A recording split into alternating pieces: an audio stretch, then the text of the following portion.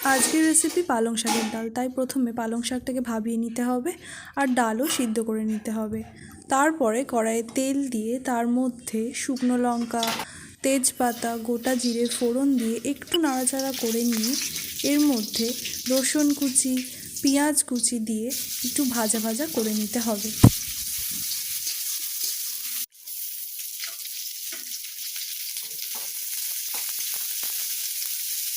এরপর এর মধ্যে লঙ্কা কুচি, হলুদ গুঁড়ো দিয়ে একটু নেড়ে নিয়ে তার মধ্যে ডালটা ঢেলে দিতে হবে।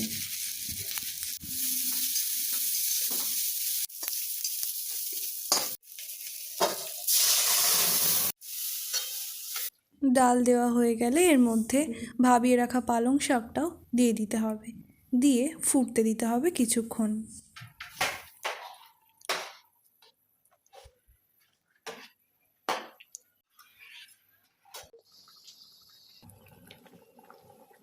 ডালটা ফুটে গেলে এর মধ্যে একটু জিরে গুঁড়ো, অল্প পরিমাণে চিনি আর স্বাদ মতো লবণ দিয়ে আবারও কিছুক্ষণ ফুটিয়ে নিয়ে তারপরে নামিয়ে নিতে হবে।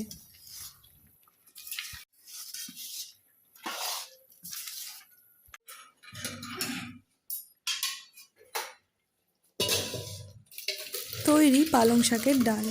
রান্নাটি ভালো লাগলে লাইক, শেয়ার এবং সাবস্ক্রাইব করতে ভুলবেন না।